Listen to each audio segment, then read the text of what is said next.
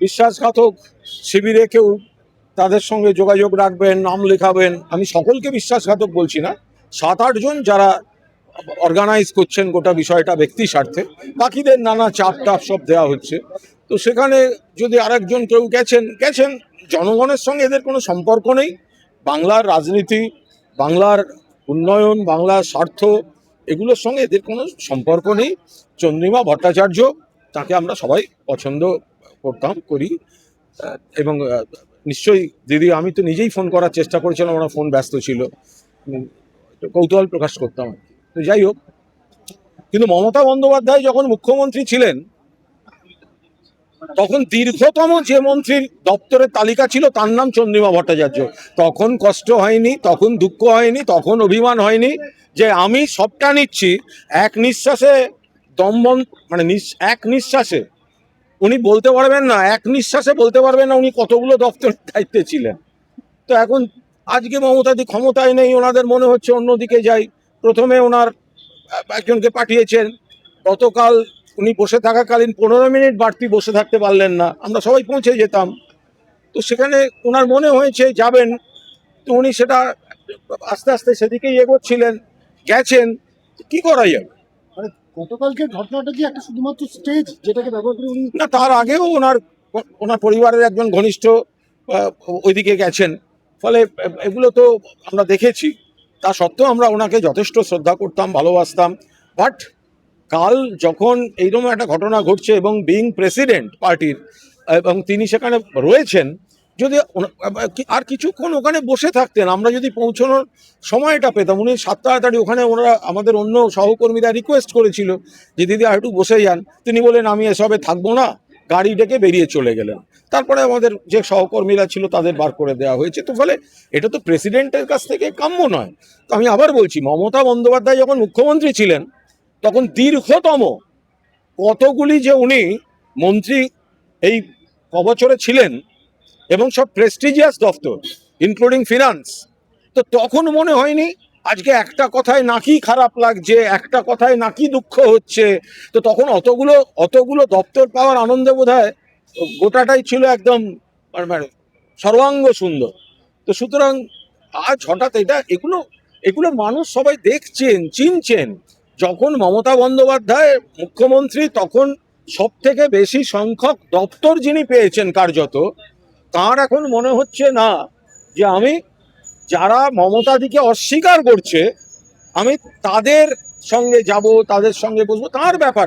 এর সঙ্গে তৃণমূল কংগ্রেস পরিবার, তৃণমূল কংগ্রেসের কর্মীদের কোনো সম্পর্ক নেই। তারপরে আজকের ঘটনা, এটা কি মানে সেই ঘটনায় খারাপ লেগে আজকের ঘটনা, না কালকে ওই থেকে প্রমাণ হয়ে গেল? কোনটা? কালকে ওনার যে কথাটাকে উনি বলছেন খারাপ লেগেছে বলে আজকে সিদ্ধান্ত নিয়েছে। যার কথা খারাপ লেগেছে বা যাদের কথা খারাপ লেগেছেন বলে বলা হচ্ছে, তো বলা হচ্ছে, তো এখন সেখানে তো তিনি আমাদের নেত্রী বা আমাদের দল যখন তাকে একের পর এক দফতর দিয়েছে, একবার বলেছেন যে আমি এইটা নেব না, আরো কয়েকজনকে দেয়া হোক?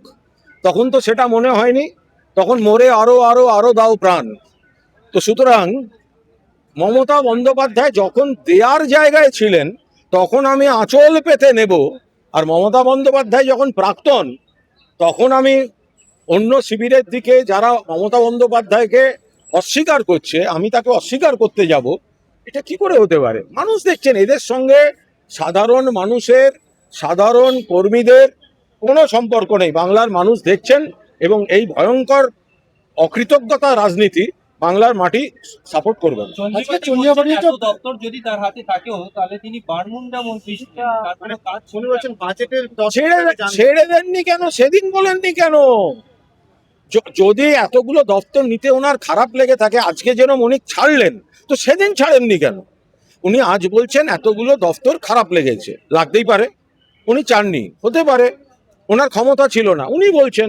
তা আজকে যেটা ছাড়লেন, দপ্তরগুলো থাকাকালীন ছাড়েননি কেন? এটা পরিষ্কার কথা।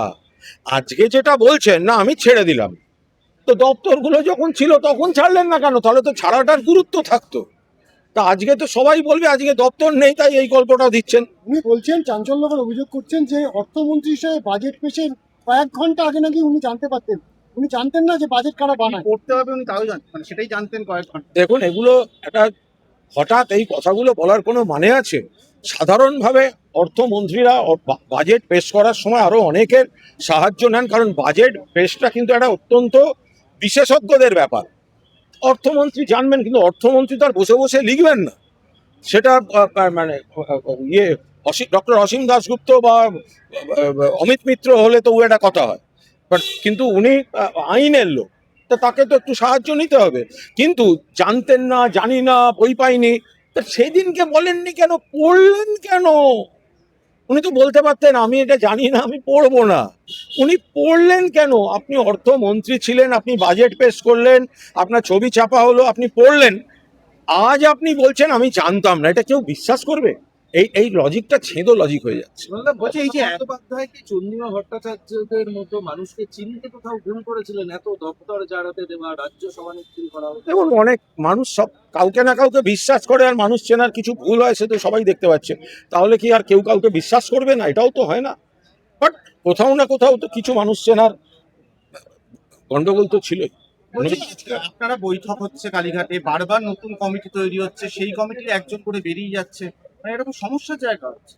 না, এটা আর একটা জিনিস বোঝা যায় যে তৃণমূলে কোনো লোকের অভাব নেই, তৃণমূলে দায়িত্বশীল দক্ষ লোকের অভাব নেই। যদি কাউকে বসানো হচ্ছে তাকে আবার নানা রকম চাপ আসছে, তাকে কেউ ফোন করছে, তার নানা ছুতো তৈরি হচ্ছে, কিন্তু তারপরে আবার কেউ না কেউ সেই দায়িত্বটা নিয়ে নিচ্ছেন।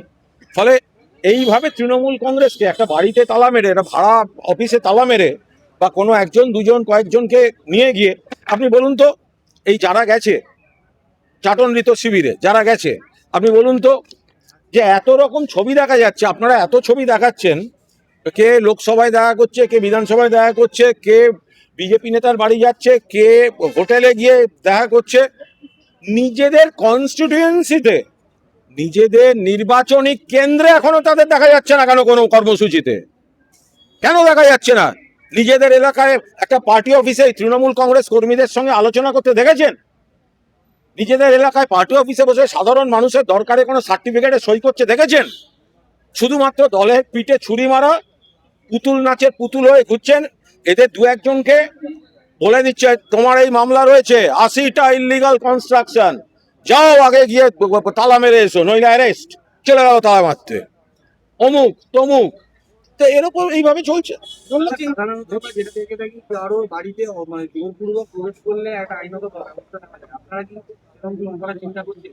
আমরা তো কাল পুলিশকে যা জানাবার আমরা জানিয়েছি, বাকিটা আমাদের নেতৃত্ব নিশ্চিতভাবে গোটা বিষয়টা পর্যবেক্ষণ বিশ্লেষণ করছেন।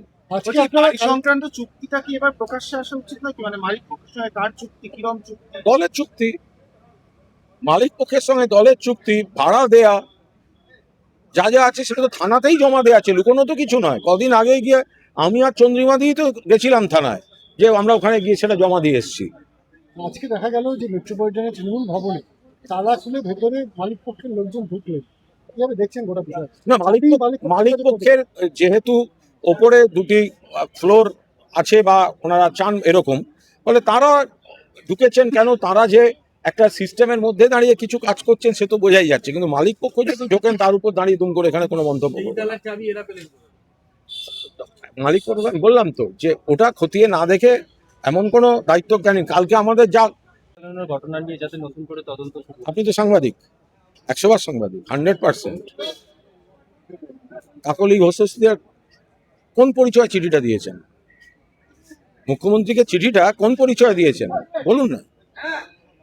তৃণমূলের সাংসদ এবং চিফ হুইপ পার্লামেন্টে দুদিন আগে তো ওনারা বলছিলেন এনসিপিআই বলেতে পার্টিতে গেছেন, ওনাকে জিজ্ঞেস করছেন না কেন আপনি কোথায় দাঁড়িয়ে আছেন? আপনি আমায় জিজ্ঞেস করছেন কেন?